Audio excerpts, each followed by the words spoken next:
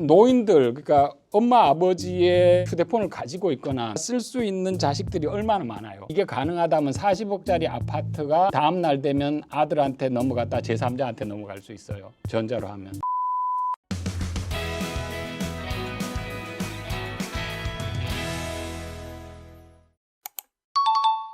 교수님 맨날 말씀하시죠. 이렇게 법무사처럼 그런 것들이 합당한 대접을 받고 합당한 가치평가를 받아야만 그게 선진국이다 이렇게 말씀하시는데 아직 이 방송을 보면서 선진국이 되자면 멀었나 이런 생각이 들고 씁쓸하더라고요.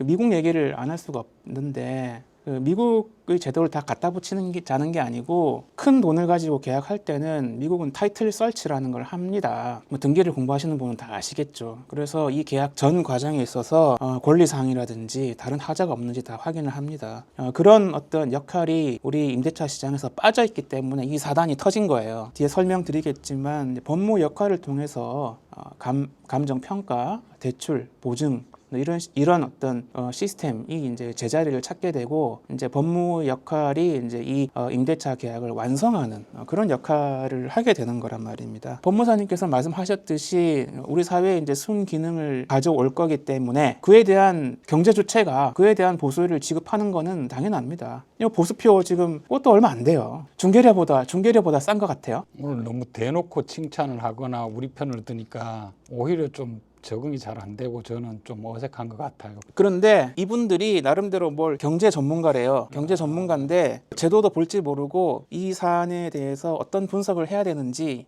이게 쇼프로니까. 평소에도 저한테 이렇게 얘기하시는데 저는 맨날 듣다 보니까 근데 방송에서 들으니까 조금 더 다른 것 같습니다. 요즘 신촌 거기 지금 전세 피해 들으셨어요? 네. 막 100억 정도 터졌는데 1억인 사회초년생들이 80명씩 되는 다가구 주택인데 이게 현장에 있어 보면 어떻게 하냐면은 중개사나 중개보조인들이 벤츠 타고 온 이게 다가구 여러 깡통 주택이죠. 거의 가진 사람을 이렇게 자랑해요. 우리 사장님으로 말씀드릴 것 같으면 재력이 얼마나 빵빵하고 얼마나 훌륭하신지를 쭉 얘기해요. 그럼 사회초년생들은 등기부에 이제 다가구 주택 같은 경우에는 보증금이 얼마 있다고 안 나오고 만약 50억짜리 집에 20억이 있고 지금 전세 보증금이 40억이 숨어 있어도 알 수가 없는 거죠. 그리고 그런 사람들은 반드시 국세나 지방세 조세들이 밀려 있거든요. 거기다 다에게 어떤 이제 선순위가 될 수 있는 의료보험 같은 것들 공부에는 표시가 안 되고 결국은 우리가 임차권 등기를 법제화하자는 거는 종국에는 이런 국세 조세까지도 전부 편입시켜 가지고 채권 평등의 원칙에 따라서 평등 배당을 하고 클리어하게 순위에 따라서 나누자는 거거든요. 그러면은 최우선 변제권이라든가 이런 문제들도 다 해결되거든요. 그래서 아까 여기 이제 이진우 사회자 얘기하죠.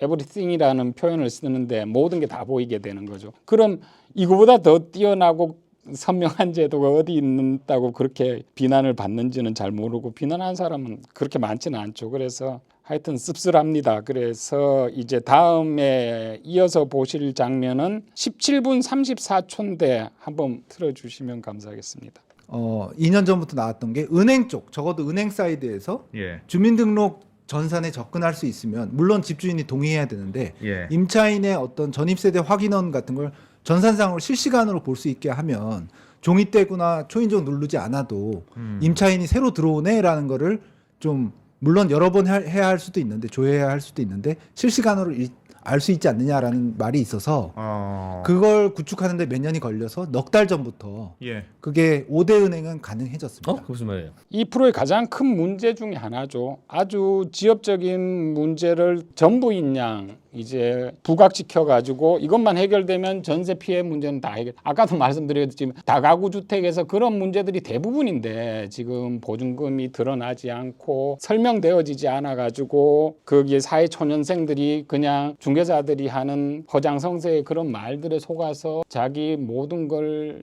저당 잡히는.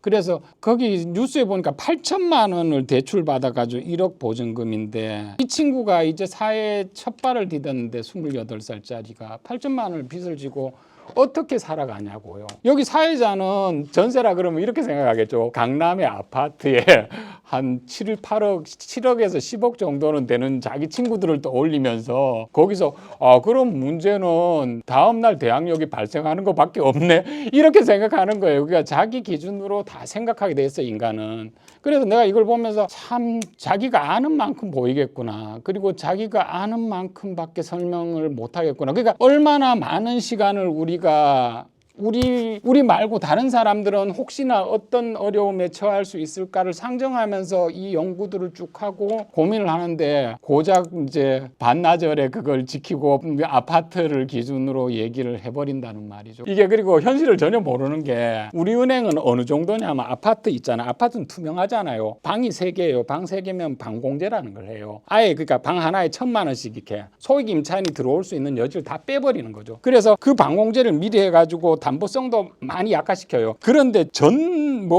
이게 뒤에 또 나오겠지만 전날 한다든가 이걸 볼 수 있다고 해서 얘들이 무슨 이걸 대출을 해준다? 이런 알량한 생각을 하는데 현실을 전혀 모르고 그냥 프로를 위한 프로를 하는 거죠. 그러니까 이거 보면서 내가 자기가 밀더라고. 내가 이 많은 고민을 했는데 이렇게 희화해서 그냥 이렇게 얘기해도 전혀 이런 사람들은 검증을 안 받아도 되고 우리는 끊임없이 고민하면서 실수 한번 할까봐 실수 한번 하면 저는 잠을 못 자거든요. 그 감독님 앞에 계시지만 감독님한테도 이건 잘못되면 안 돼요. 막 해가지고 전화해가지고 또 바로 잡고 막 이러는데 이 사람들은 막 마음대로 얘기하고 틀려도 상관없고 편집 좀 하고 그냥 내용이 전체적으로 틀리는 건 아무 상관이 없어요. 지엽적으로 틀리는 것만 신경을 쓰지. 그래서 팩트 전달에만 신경을 쓰는데 거짓말의 종류도 여러 가지가 있다는 걸 아셔야 돼요. 그냥 어떤 거를 중요한 걸 말을 안 함으로써 하는 거짓말이 제가 볼 때는 가장 큰 거짓말이거든요. 어떻게 생각하세요? 은행만 볼 수 있다. 다른 이해관계자들도 봐야 되잖아요. 좀 평등하지 않다. 이런 생각이 듭니다. 그러니까 은행에게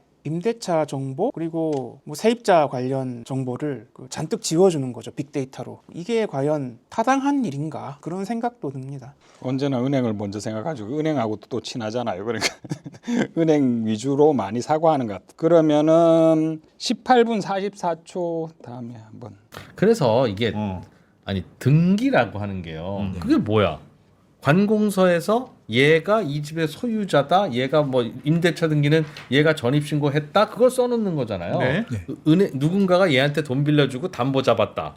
이거 아닙니까? 네. 그게 뭐라고 그걸 그렇게 복잡하게 해놔서 개인이 가면 못하고 힘들고 그래서 익숙한 법무사가 해야 되고 돈 내야 되고 이렇게 만드냐는 거죠. 네. 그냥 올리면 되는 거지. 그러니까 우리 등본 같은 거 떼면 등본에 뭐든 뭐에 주민센터에다 전입신고를 하면 주민센터 전입신고 하잖아요. 네. 그럼 전산으로 하잖아. 전산으로 자만 담는 순간 등기에 주민센터 올라온대요. 전산과 등기소 전산을 연동시키면 되잖아요. 네. 바로 입력되게. 네. 그리고 은행도 대출을 해주잖아요. 우리나라에서 금감원에서 허가받은 금융회사가 대출을 해준데 담보 잡고 싶다. 그러면 거기서 대출을 해주고 담보 잡으면 대출 나갔음이라고 하면 전산 입력하니까 네. 그 전산 입력이 등기소로 바로 가서 띠리 꽂히면 되지 않습니까? 그게 왜 안 되냐는 거죠. 왜 그걸 니들이 서류 띄워와 등기관은 가만히 앉아있고 니 서류 좀 보자. 너 왜 줄서 번호표 뽑아. 아유 퇴근해야 되네.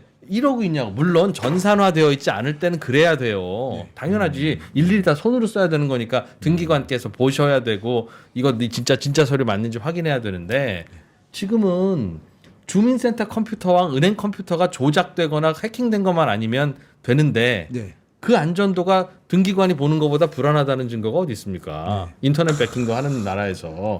그러니 이걸 진짜 재밌는 거는 그럴 수도 있겠다는 생각도 들어요. 결과만 놓고 보면은 현출된 거는 별거 없죠. 그리고 자기가 인감을 떼주고 이런 과정에서 여기서 특히 등기가 전산화되고 모든 게 전산화될수록 가장 중요한 거는 자격자 대리인이 현장에서 본인을 확인하고 본인의 의사를 확인하는 게 등기 제도의 본체거든요. 그런데 결과물이 안전하게 나왔다. 그래서 은행에서도 사실은 이제 개인 등기를 해보셨는지 모르겠지만은 개인이 대출을 받으면서 집을 사겠다 그러면은 소유권 이전 등기를 법무사한테 안 맡기고 당신이 직접 하면은 대출 못 나갑니다. 이렇게 해요. 어떻게 보면 리스크에 비해서는 비용이 굉장히 작다고 할 수도 있는데 이 얘기도 하나 말씀드리겠습니다. 말씀드려요. 저희 자랑이기도 하고 그러니까 말씀드려야 되는 게 이번에 1월 31일 날 미래 등기 시스템이라고 새로운 이제 시스템이 발족을 했어요. 부동산 등기에서 이제 소송에서는 모바일 디바이스를 기반으로 하는 걸 이제 어플리케이션이나 이걸 끼워 넣어 가지고 이제 새로운 미래 등기라는 시스템이 발족을 했는데 우리하고 먼저 상의한 게 아니라 거의 끝나갈 때쯤 규칙을 제정하고 이래야 될 때쯤에서 대법원 전산국 등기 전산국에서 저희를 불러서 상의를 했었는데 제가 가장 충격을 받았던 거는 뭐냐면은 이게 휴대폰 쉽게 말해서 모바일 디바이스라는 게 휴대폰인데 휴대폰을 가지고 등기를 할 수 있으면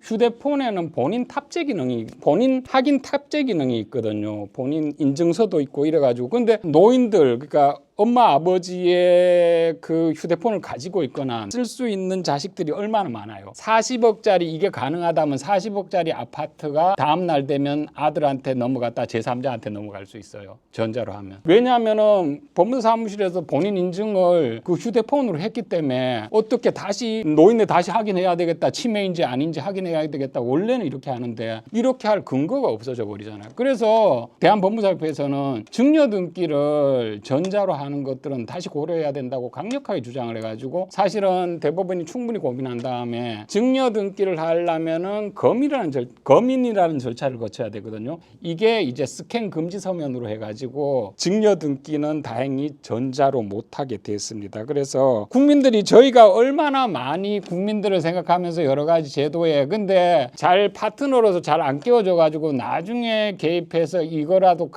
이제 막고 그랬으니까 제가 이거 대법원에 가서 암수 범죄화 된다고 이런 표현을 썼었거든요. 그랬는데 얼마나 많은 피해가 있고 나서 이게 바로 잡혔을지 생각나한테 끔찍해요. 그래서 하여튼 이랬던 적도 있습니다, 교수. 자, 그러면은 그걸 좀 물어볼게요. 아까 이제 법무사님께서 이런 말씀하셨습니다. 이제 그 법무사비가 많지 않죠. 그런데 그 비용을 받고 아주 큰 리스크를 이제 우리가 진다 이런 말씀을 하셨는데 이 부분이 어떤 건지 좀 일반인들에게 좀 설명을 해주세요. 아까 그 노인들 증여 등기 같은 경우에는 아파트 요즘 서울의 아파트 30억씩 하잖아요. 만약 그런데 89세예요. 그럼 이게 치매하고 정상인의 범위를 왔다 갔다 하실 거 아니에요. 사실은 치매 판정을 받아놓고 속이는 사람들도 있거든요. 우리 어머니 멀쩡하시다고 이러면서 지한테 증여 등기를 해요. 그러면 우리가 가서 본다고요. 왜냐하면은 30억짜리 아파트를 제가 이 사람이 똑바른 법률 행위를 인식하고 이 증여의 의사 표시를 똑바로 할 수 있는지를 확인하지 않으면 제가 30억을 책임져야 돼요. 10억짜리 근저당권 말씀드리게 하는데 많이 받으면 얼마 받겠습니까? 근데 만약에 그렇게 20만 원을 받았던 7만 원을 받았던 20만 원을 받았던 사고가 나면 10억을 책임지는 거지. 저희가 7만 원, 20만 원을 책임지는 게 아니에요. 그런데 뭐 이렇게 20만 원 주면 다 해주는데 그 바보다 뭐 이런 방송을 들으니까 제가 잠이 오겠습니까? 사고가 안 나도록 만반의 어떤 직원들 교육도 하고 이제 법무사가 나가서는 철저하게 확인하는 게 기본이죠. 128년 동안 법무사가 그 역할을 해왔어요. 그랬는데 사실은 국민들이 너무 모르시는 거죠. 그러니까 전산화 좀 됐다고 지금 전산화 이렇게 착각하시면 정말 오산이에요. 전산화가 될수록 법무사의 역할은 당사자 확인이나 당사자의 의사 표시가 제대로 됐는지를 확인하는 게 가장 중요하고 금액은 점점 커지잖아요. 근데 그 수수료 몇 푼 주는 걸 아낀다고요? 저는 잘 모르겠어요. 계산이 그렇게 나오는 건지는 잘 모르겠습니다. 그게 맞는 계산인가? 이 언더스탠딩 프로에서 최근에 나온 국민통합위원회의 대항력, 시점의 조정 제도안이 있습니다. 이 안을 가지고 와서 이것에 대해서 이제 소개를 하거든요. 여기에서 좀 자세히 살펴보겠습니다. 영상을 통해서 보겠습니다. 이게 아직 실현은 안 됐는데 국민통합위원회라고 대통령 직속 기관인데 여기서 작년에 건의를 많이 받아서 전세 사기 이후에 자 등기를 하는 거는 비용이 많이 들고 번잡스러워 2% 말씀처럼 비용도 너무 커.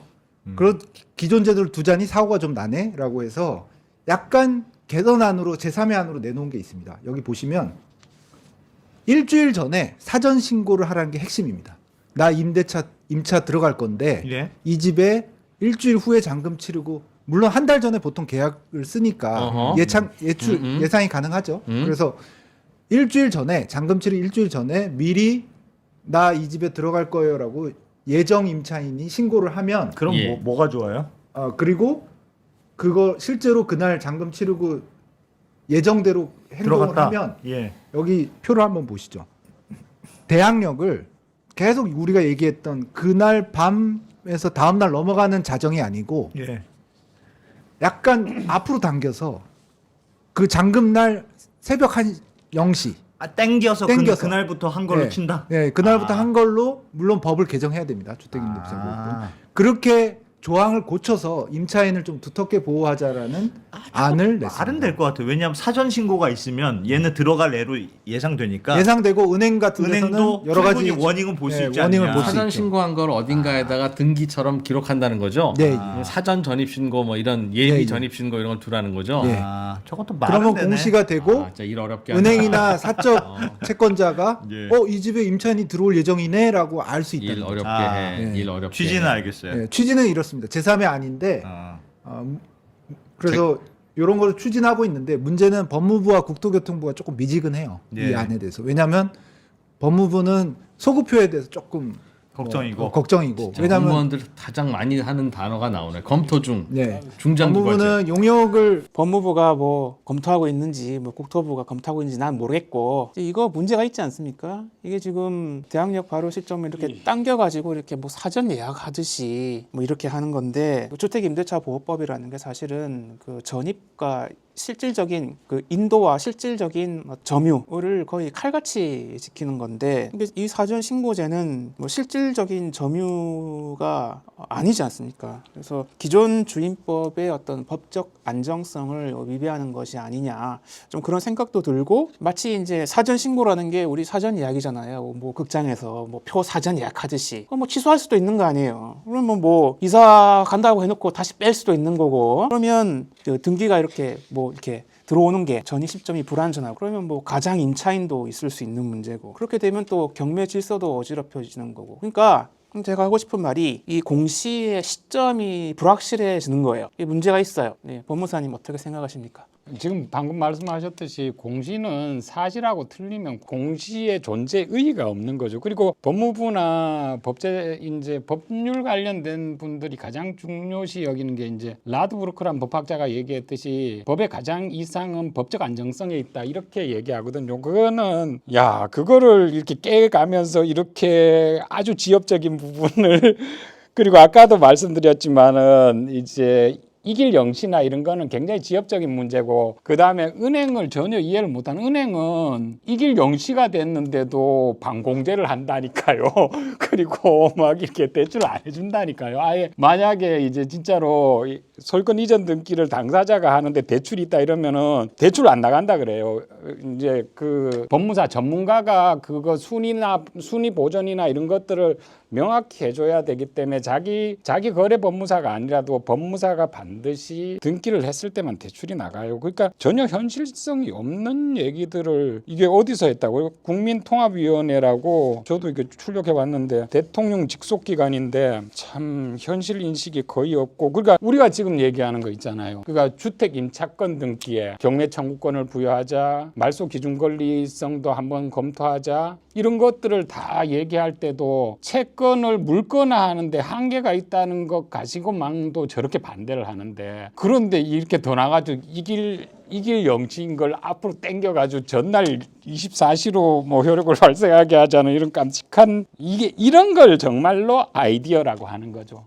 우리 같이 이렇게 많은 고민을 하고 하는 거를 아이디어라고 얘기하는 게 아니라 이걸 아이디어라고 얘기하는 거죠. 그런 아이디어를 얘기할 수는 있겠죠. 그런데 정말 이게 고려 대상인지도 잘 모르겠습니다. 하여튼 이제 시간도 오래됐고 그래서 마지막으로 볼게 교수님 좀 부탁드리겠습니다. 힘들어. 그러니까 이제 법무사들이 들고 일어나서 그거 하자고 하잖아요. 그럼 임대차 등기라는 걸 하자.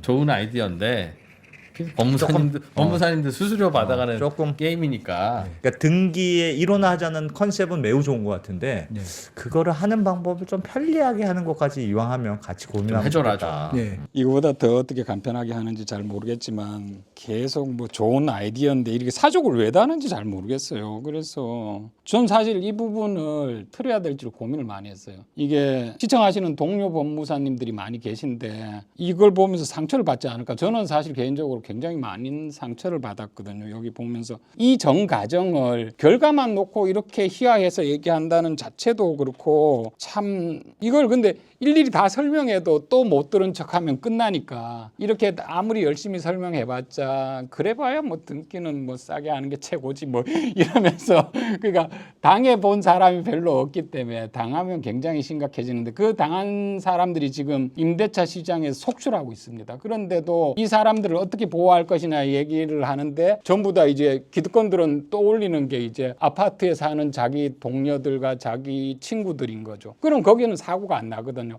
거기는 점심때쯤 잠금을 해가지고 다음날 효력이 발생하는 오후 반나절 공백만 여기에서 다룬 것처럼 고민을 하면 돼요. 자기 얘기 아닌 거는 생각을 안 하는 거죠. 대부분의 전세 피해의 문제는 그 공백에서 생기는 거거든. 다가구 주택에서 그다음에 이런 고민과 정반대에 있는 고민에서 생기는 건데 그리고 법무사 수수료 받기 게임이라는 이런 모욕적인 말을 들으면서까지 제가 이렇게 밤잠을 못 자면서 교수님하고 머리를 맞대고 고민하고 경실련에 가서 그걸 하려면 주택 임대차 등기의 공시가 첫 번째가 돼야 됩니다. 왜냐하면 그래야만 국가도 국세, 지방세, 조세를 등기해서 채권자 평등의 원칙에 따라 배당을 받아가고 이렇게 투명하게 물론 먹을 게 많이 없어지죠. 투명한 세상에 먹을 게 있습니까? 그래서 반대한다면 제가 이해를 해요. 그런데 이해의 수준이 낮아서 이렇게 막 희화해서 얘기하고 반대하는 것들은 더군다나 구독자가 저렇게 많은데 저렇게 사회적 책임감 없이 얘기한다는 거는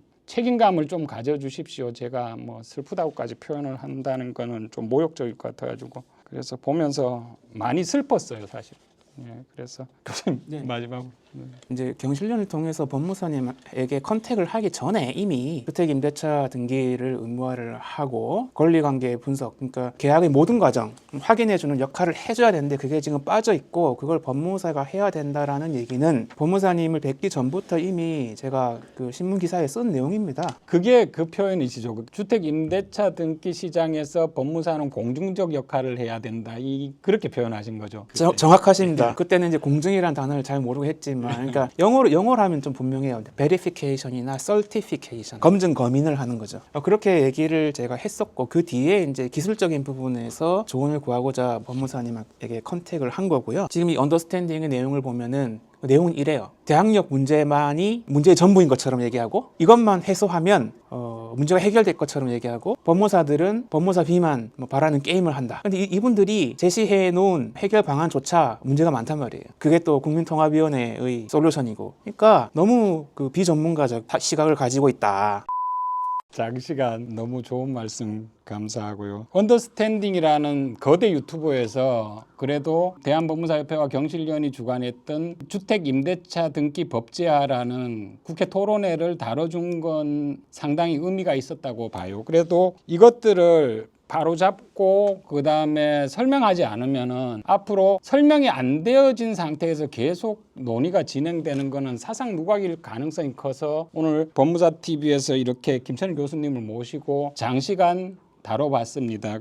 지루하셨을 수도 있고 또 도움이 되셨을 수도 있을 것 같습니다. 다음에는 조금 더 좋은 소식 가지고 돌아올 수 있도록 노력하겠습니다. 요즘 저는 그런 생각이 많이 들어요. 악은 저리도 거침없이 나가는데 정의는 왜 이렇게 자기 검증을 하면서 느리게 전진해야 되는지 그게 정의의 본질인 것 같습니다. 그래서 임대차 등기가 굉장히 서민들을 위해서 중요하고 그렇지만 천천히 나는 정말로 법무사 스스로 따먹 게임을 하는 건 아닌지 검증하면서 하루하루 조금씩 앞으로 나가보도록 하겠습니다. 그리고 우리 대한법무사협회 경실련도 같은 마음이라고 생각하면서 방송을 마치도록 하겠습니다. 예, 지금까지 시청해 주셔서 감사합니다.